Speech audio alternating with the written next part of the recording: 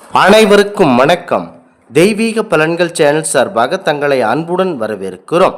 இன்று நம் காணொளியில் காண விரும்புவது வைகாசி மாதம் சங்கடகர சதுர்த்தி விரதம் இருக்கும் முறைகளை பற்றி இந்த காணொளியில் பார்க்கலாம்.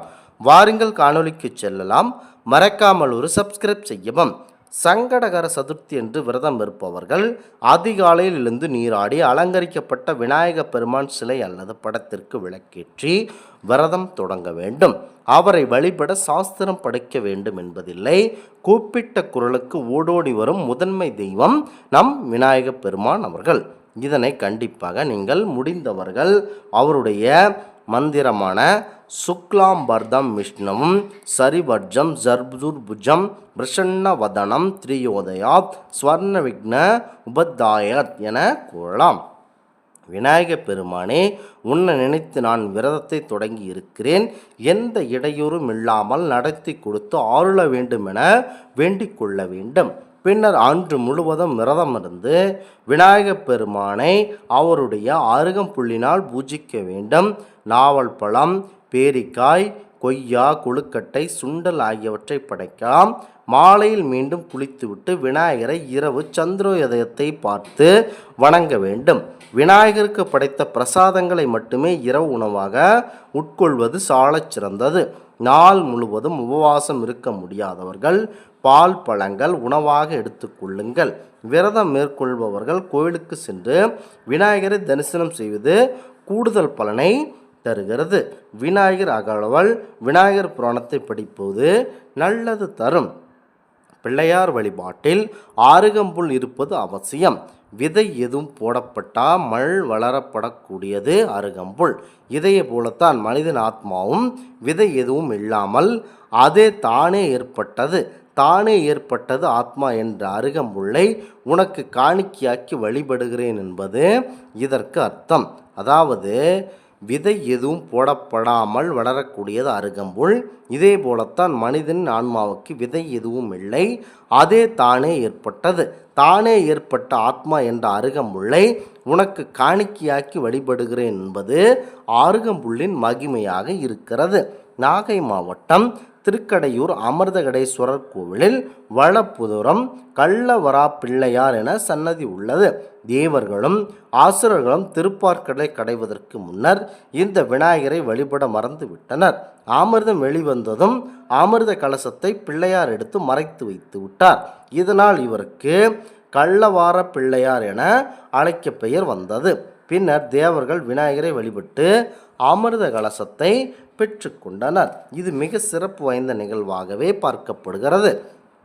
ஒரு முறை தமிழ் முனிவனான அகத்தியர் காவிரி நதியை தன்னுள் கமண்டலத்தை பிடித்து அடைத்து விட்டார். இதனால் கலக்கமடைந்த தேவர்கள் விநாயக பெருமானின் உதவியை நாடினர். விநாயகர் காக்கை வடிவமாக உருமாறி அகத்தியர் கமண்டலத்தை கவிழ்த்து விட்டார். காவிரி விடுதலையானால் இதனால் கடும் கோபமடைந்த அகத்தியர் இதற்கு காரணமான யாரவர் என திரும்பி பார்த்தார். அப்போது காக்கை வடிவில் இருந்த விநாயகர் சிறுவனாக மாறினார். உடனே அகத்தியர் அவனை குட்டுவதற்காக கைகளை மூடிக்கொண்டு துரத்தினார். சிறுவனை பிடித்து தலையில் குட்டுவதற்கு முயன்றார். அப்போது விநாயகர் தன் சுய வடிவத்தை காட்டினார். இதனை கண்டு திடுக்கிட்ட அகத்தியர், முழு முதல் விநாயக பெருமானே, நான் குட்டத் துணிந்தேனே, என்ன காரியம் செய்தேன் என மனம் பதறி பிழையை பொறுத்தருள வேணும் என கூறி தானே தன் தலையில் ஓங்கி குட்டி கொண்டார். இதனை கண்ட விநாயகர் அவரை தடுத்து நிறுத்தி அருள் புரிந்தார். அன்று முதல் விநாயகர் சன்னதி முன்பு பக்தர்கள் தலையில் குட்டி கொள்கின்றனர். இது சிறப்பாகவே பார்க்கப்படுகிறது. விநாயகர் சதுர்த்தி இந்தியா முழுவதும் பல்வேறு இடங்களில் சிறப்பாக கொண்டாடப்படுகின்றன. மும்பையில் இந்த விழா 10 நாட்கள் தடபுடலாக நடக்கிறது. விநாயகர் சதுர்த்தி விழா முடிந்ததும் விநாயகர் சிலைகளை ஊர்வலமாக எடுத்து சென்று கடல், ஆறு மற்றும் குளங்களில் கரைக்கின்றனர். விநாயகர் பெருமானின் தாயார் பார்வதியை போல கங்கையும் அவருக்கு அன்னை.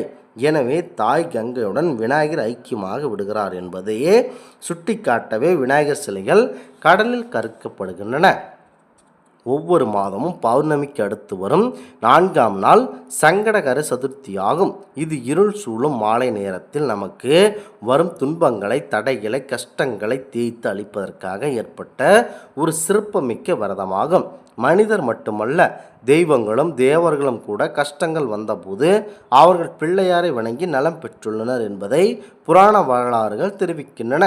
ஒவ்வொரு பண்டிகை விரதத்திற்கும் காரணமான காரியங்கள் இருக்கின்றன. சங்கடகர சதுர்த்திக்கு பல கதைகள் இருக்கின்றன. முன்பு காலத்தில் பிரம்மா சிவபெருமானை தரிசிக்க திருக்கைலாயத்திற்கு சென்றார். அப்போது நாரதர் அங்கே ஒரு கனியுடன் வந்திருந்தார். அந்த தெய்வீக கனியை முருகனுக்கு கொடுக்கும்படி பிரம்மதேவன் சிவபெருமானிடம் கூறினார். சிவனும் அந்த பழத்தை முருகனிடம் வழங்கினார். இதை பார்த்த மூத்த பிள்ளையான விநாயகருக்கு எரிச்சல் வந்தது. அது பிரம்மதேவனை கோபத்துடன் பார்த்தார். விநாயகரின் கோப பார்வை பிரம்மனை அஞ்சி நடுங்கச் செய்தது. தன் தவறை உணர்ந்த பிரம்மன் விநாயகரை நோக்கி, முழு முதற் கடவுள் பெருமானே, என் பிழையை பொறுத்தருள வேணும் என சொல்லி இரு கரம் குவித்து தலை தாழ்த்தி உடம்பை குறுக்கி கொண்டார். பணிந்து நின்றார். இக்காட்சி அங்கு இருந்த சந்திரன் பார்த்தார். முனிவர் கூடியிருந்த சபையில் அடக்கமின்றி ஏளனமாய் சிரித்தார் சந்திரன். பெரியவர்கள் கூடியுள்ள இடத்தில் பிரம்மனை பார்த்து இகழ்ச்சியுடன் சிரித்த சந்திரன் மீது விநாயகன் கோர பார்வை திரும்பியது. அவர் சந்திரனை பார்த்து, பெரியவர்கள் கூடியுள்ள சபையில் அடக்கமின்றி சிரித்த சந்திரனே, உன் பிரகாசம் உலகிற்கு எங்கில் இல்லாமல் போகட்டும், உன் பிரகாசம் யார் கண்ணிலும் புலப்படாமல் மறைந்து போகட்டும் என சபித்தார். அப்போது வானத்தில் சந்திரன் இல்லாமல் போனது. பௌர்ணமி பூசை, அமாவாசை திதி எதுவும் நடக்கப்பெறவில்லை. இதனை கண்ட அனைத்து தேவர்களும் ரிஷிகளும் விநாயகரிடம் முறையிட்டனர். விநாயகர் 15 நாட்கள் ஒரு முறை வளரு, 15 ஒரு முறை தேய்ந்து பார் என கூறினார். சாபத்தை திரும்ப பெறாத காரணத்தினால் விநாயகப் பெருமான் கூறிய ஒரு நல்ல ஆலோசனையாக எதிர்பார்க்கப்பட்டது. இந்த ஆன்மீக தகவல் உங்களுக்கு பிடித்து இருந்தால் தெய்வீக பலன்கள் சேனலை கண்டிப்பாக சப்ஸ்கிரைப் செய்து கொள்ளவும். மீண்டும் ஒரு நல்லதொரு காணொலியில் உங்களை சந்திக்கிறோம். நன்றி, வணக்கம்.